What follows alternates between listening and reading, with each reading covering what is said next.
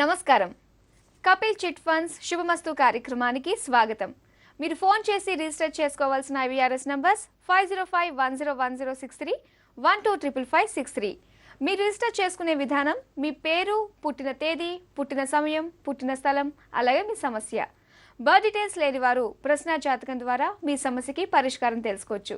జ్యోతిష్యంలో doctorate పొందిన తొలి తెలుగు మహిళ డాక్టర్ సంధ్యాలక్ష్మి గారు మీ సమస్యలకి పరిష్కారం తెలియజేస్తారు. నమస్కారం అమ్మా. నమస్కారం అమ్మా. ప్రేక్షకులకి నమస్కారం. ఈ రోజు మన కపిల్ చిట్ ఫండ్స్ శుభమస్తు కార్యక్రమంలో గ్రహ దోషాలు పోవడానికి, అలాగే రుణ బాధలు తీరిపోవడానికి ఏదైనా వ్రతం ఉందా, అలాగే ఈ వ్రతం చేయడానికి పాటించాల్సిన నియమాల గురించి, అలాగే ఈ వ్రతం ప్రత్యేకత గురించి మనం తెలుసుకోబోతున్నాం. అమ్మా, నిన్న ఈ రోజు మనకి గణపతి నిమజ్జనాలు జరుగుతున్నాయి కదమ్మా. అసలు చాలా మందికి ఈ విషయం గురించి తెలుసు, తెలియకపోవచ్చు.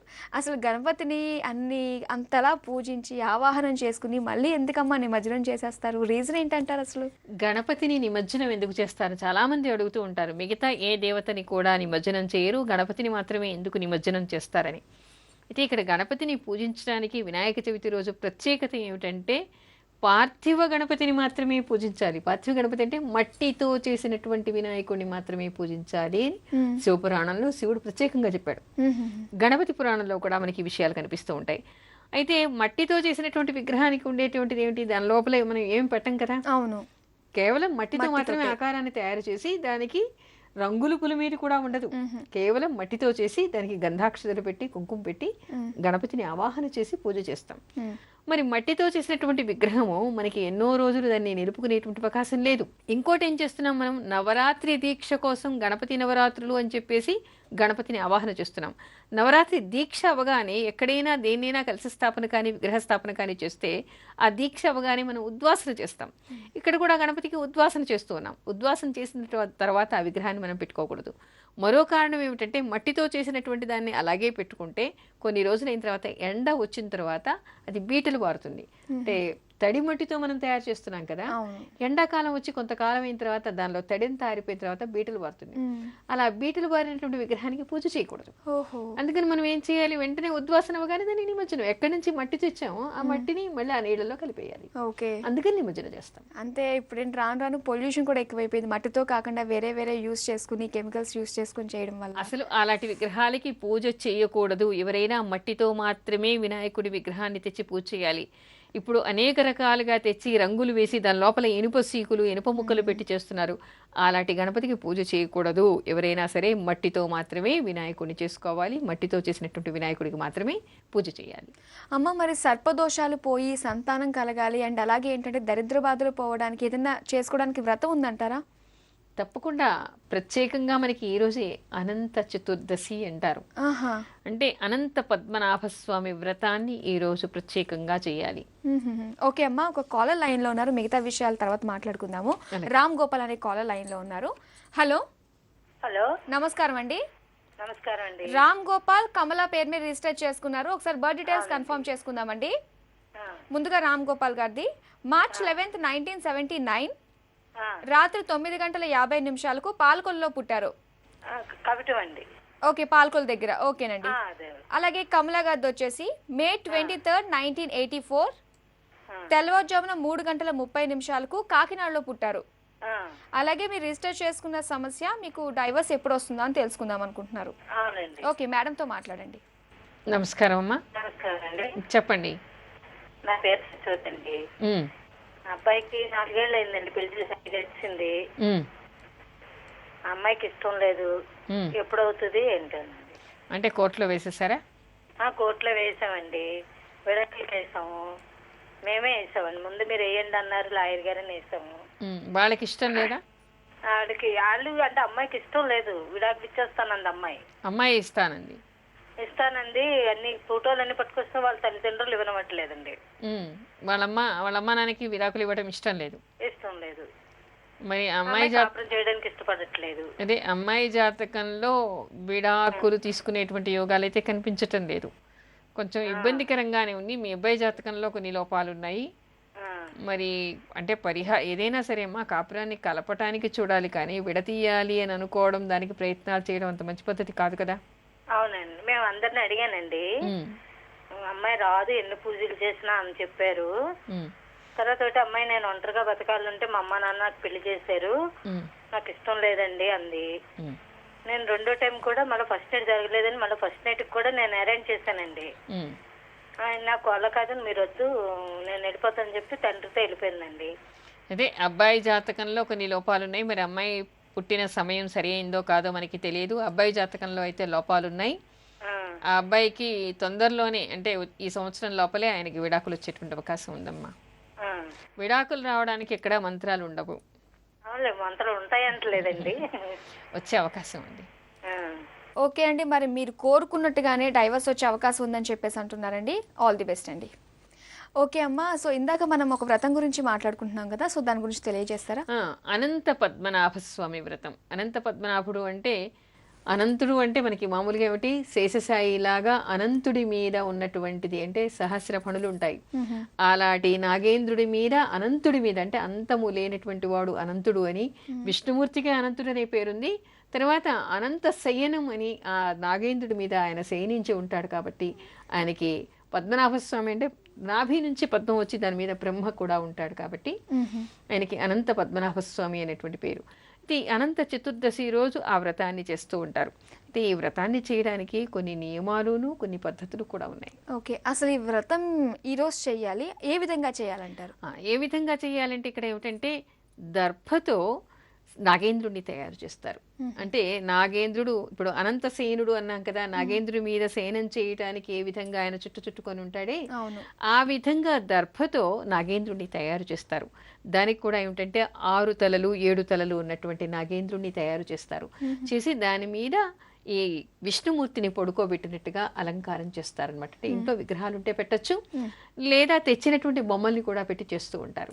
లేదా కొంతమంది టెంకాయల్ని పెడతారు. పెద్దగా సర్పాన్ని తయారు చేసి ఒక పెద్ద పళ్ళెంలో 2 టెంకాయల్ని పొట్టు తీయనటువంటి టెంకాయలు పెట్టి దానికి 3 నామాలు పెట్టేసి దానికి వస్త్రాలు చుట్టి అచ్చంగా అనంత పద్మనాభుడు అక్కడ పడుకుని ఉన్నట్టుగా తయారు చేస్తారు. అలా కూడా చేసుకోవచ్చు, అలా కూడా చేయొచ్చు. అలా చేసి కలశ స్థాపన చేసి దానికి కథ ఉంది, వ్రతకల్పం ఉంది. ఆ వ్రతకల్పాన్ని అనుసరించి వ్రతాన్ని చేస్తారు. అలా చేసినటువంటి వాళ్ళకి ఏమిటంటే అనంత పద్మనాభుడు కదా, ఇక్కడ నాగేంద్రుడి మీద శయనించినటువంటి ఈ విష్ణుమూర్తి ఉన్నాడు కాబట్టి అలా అతన్ని పూజ చేయటం వల్ల సర్పదోషాలు పోవటం, ఆ తర్వాత అనంత పద్మనాభ స్వామిని ముఖ్యంగా ఏమిటంటే దరిద్ర బాధలు తొలగిపోతాయి. మరొకటి ఏమిటంటే సంతానము లేనటువంటి వాళ్ళకి సంతానం కలుగుతుంది. అసలు దీనిలో అన్ని దోషాలు పోయినప్పటికీ కూడా ప్రఖ్యాతి ఏమిటంటే అందరికీ బాగా తెలిసినటువంటి విషయము, అనంత పద్మనాభ స్వామి వ్రతాన్ని ఎవరు 14 సంవత్సరాలు ఏ దంపతులు చేస్తారో వాళ్ళకి సంతానం కలుగుతుంది. అమ్మ, మరి ఈ వ్రతానికి పాటించాల్సిన నియమాలు ఏమున్నాయంటారు? ఈ వ్రతానికి పాటించాల్సినటువంటి నియమాలు అంటే దీన్ని ఎవరంటే వాళ్ళు కాకుండా మామూలుగా ఏం చేస్తారంటే ఎవరి దగ్గరైనా దూరం తెచ్చుకొని, ఈ వ్రతంలో 14 వరుసల దారం పెట్టి ఎర్రని దారం పెట్టి 14 ముళ్ళు, ఆ ఒక్కొక్క ముడికి ఒక దూర గ్రంథి అంటారు ముడిని, ఆ దూర గ్రంథికి పూజ చేస్తారనమాట. పూజ చేసిన తర్వాత అది అనంత పద్మనాభ స్వామి దగ్గర కొత్త దూరాన్ని పెట్టి పాత దూరాన్ని విసర్జన చేయటం. విసర్జన అంటే దాన్ని ఎక్కడంటే అక్కడ పడేరు, దాచిపెడతారు. పెట్టిన తర్వాత దాన్ని పిల్లలు లేనటువంటి వాళ్ళకి ఎవరికైనా దాన్ని ఆ దూరాన్ని ఇస్తే ఆ దూరం దొరికిన వాళ్ళు తప్పనిసరిగా వ్రతం చెయ్యాలి అంటారు. ఎలా అంటే ఆ వ్రతం ఎవరైనా ఇస్తే అడిగి తీసుకోవడం ఒక ఎత్తు అయితే, ఎవరి దగ్గరైనా ఎవరైనా వాళ్ళంతా వాళ్ళు ఇచ్చినా తీసుకోవచ్చు. కానీ పొరపాటుని ఎప్పుడైనా ఎవరైనా తెచ్చి ఇంట్లో పడేసినా, లేదా ఎలకలు తెచ్చి దూరాన్ని మన ఇంట్లో పడేసినా తప్పకుండా ఆ స్వామి అనుగ్రహం ఉంది కాబట్టి ఈ వ్రతం చెయ్యాలి అని చెప్పేసి వాళ్ళు ఆ వ్రతాన్ని చేస్తూ ఉంటారు. అంటే ఆ దూరానికి అంతటి ప్రభావం ఉంది. దాన్ని వ్రతం చేసి ఆ దూరాన్ని ఎవరు వేసుకుంటే తప్పనిసరిగా వాళ్ళకి సంతానం కలుగుతుంది అంటారు. ఓకే, అయితే పూజా విధానం ఎలా ఉంటుందంటారు? ఇది పూజా విధానంలో కూడా ఏమిటంటే ఇక్కడ అనంత పద్మనాభ స్వామికి వ్రతం చేసేటువంటి దంపతులు 14 రకాల పువ్వులు, 14 రకాల పిండి వంటలు, 14 రకాల పళ్ళు ఇలా అన్ని తెచ్చి 14 సంవత్సరాలు ఈ వ్రతాన్ని చెయ్యాలి. 14 సంవత్సరాలు చేస్తే కంటిన్యూస్ గా చేయాలంటే కంటిన్యూస్ గా చేయాలి. వీలు కానప్పుడు ఎవరి దగ్గర అంటే ఏదైనా అశౌచం వచ్చినప్పుడు చేయకపోతే దోషమేం లేదు. కావలసుకుని ఎవరు కూడా అంటే కారణాలు బలీయమై ఉండి చేయడానికి ఇది దోషం కాదు, చేయలేనటువంటి పరిస్థితులు ఏర్పడితే దోషం కాదు. అలాంటప్పుడు కథ చెప్పుకుని అక్షతలు వేసుకోవచ్చు, లేదా ఎవరైనా చేస్తున్న వాళ్ళ దగ్గరికి వెళ్ళి తీర్థప్రసాదాలు తీసుకున్నా కూడా దోషం ఉండదు. కానీ నిర్లక్ష్యంతో మాత్రం అనేకూడదు, చేయకూడదు. ఓకే మా పావని అనే కాలర్ లైన్ లో ఉన్నారు, వారితో మాట్లాడదాం. హలో హలో, నమస్కారం అండి. నమస్తే. పావని పేరు మీద రిజిస్టర్ చేసుకున్నారు, ఒకసారి బర్త్ డీటెయిల్స్ కన్ఫర్మ్ చేసుకుందామండి. అక్టోబర్ 10th, 1986 మధ్యాహ్నం 12:15 వనపర్తిలో పుట్టారు. నందివనపర్తి రంగారెడ్డి డిస్టిక్. ఓకే అండి, మీ సమస్య ఏంటో మేడంతో చెప్పండి. నమస్తే మేడం. చెప్పండి. ఇప్పుడు అమ్మాయికి మ్యారేజ్ సెటిల్ అయిందండి, ఏమన్నా కుజదోషం గానీ ఏమన్నా ఉందా ఈమె దాని మీద? ఈ అమ్మాయికి కుజదోషం ఉందా? ఆ, ఏమన్నా ఉందా మేడం? మంచిగానే ఉందా, ఏమన్నా చేయాలా? బాగానే ఉంది, మీరు కంగారు పడాల్సినటువంటి అవసరం లేదు, ఏమీ చేయక్కర్లేదు.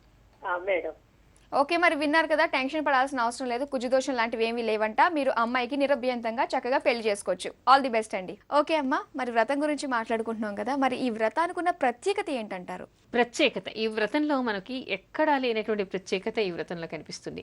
మామూలుగా మనం ఏం చేస్తాం, ఏదైనా ఒక వ్రతం చేసినప్పుడు, కలిసి స్థాపన చేసినప్పుడు గంగే యమున గోదావరి నర్మదా సింధు కావేరి జలేస్మిన్ సన్నిధిం కురు అని సప్త నదుల్ని కూడా ఆవాహన చేసి పూజ చేస్తాం.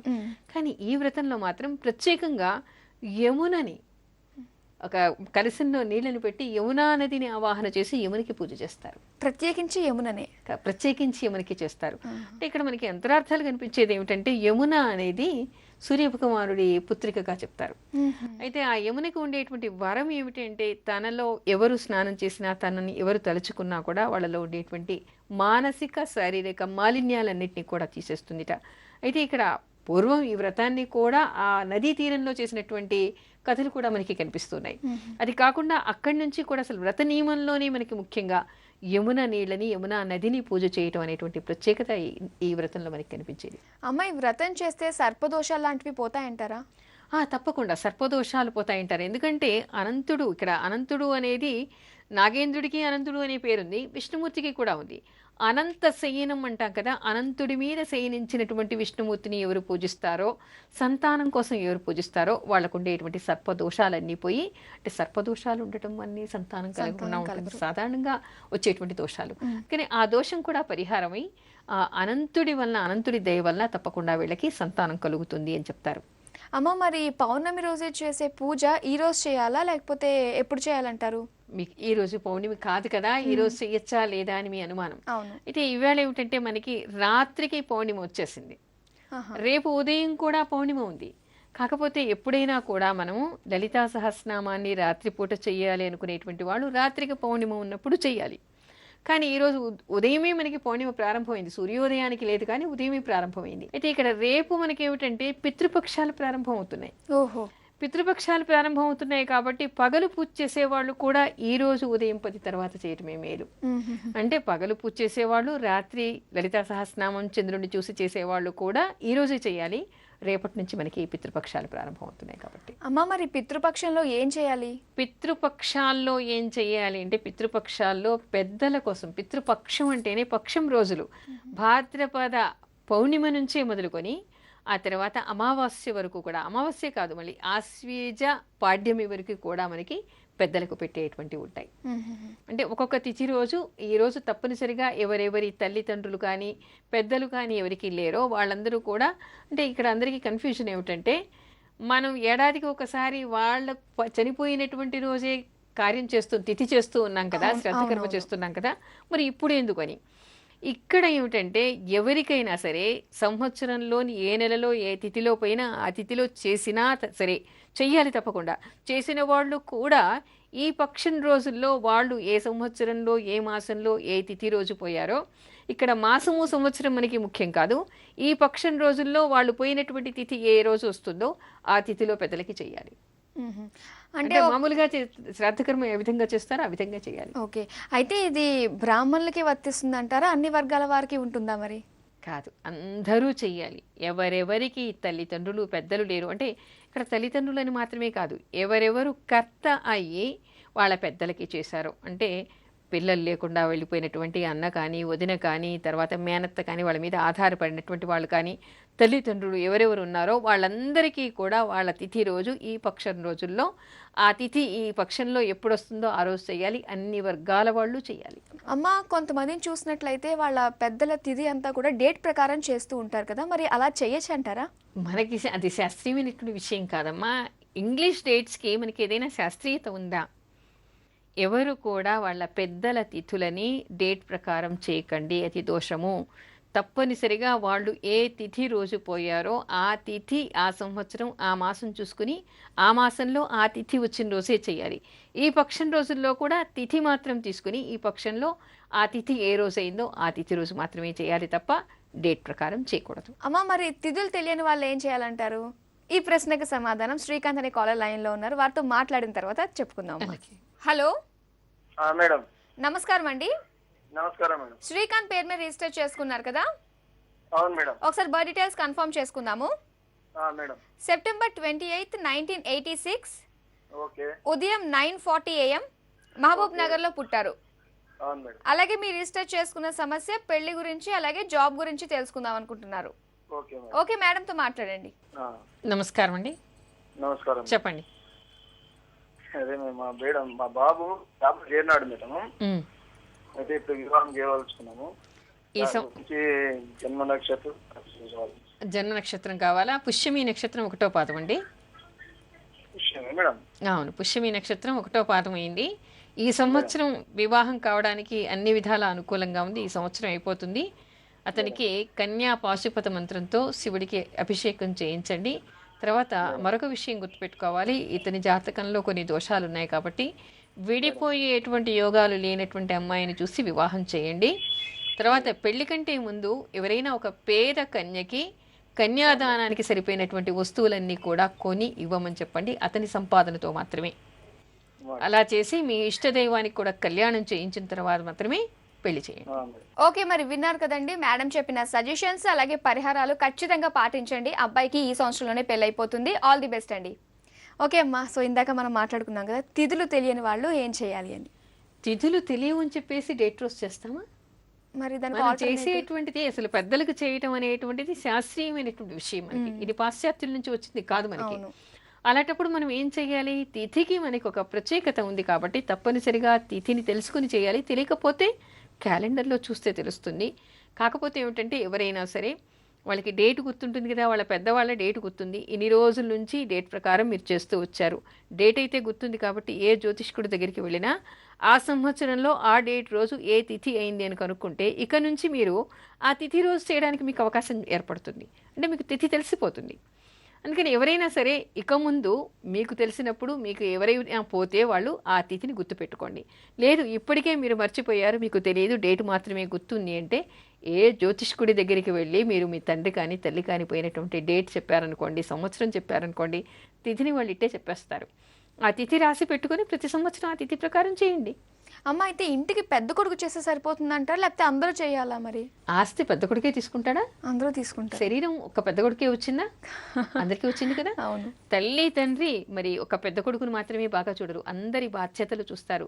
అంటే ప్రతి పిల్లలకి కూడా ప్రతి సంతానం అంటే కొడుకు కానీ కూతురు కానీ అందరికీ కూడా తల్లిదండ్రులు సమానమే.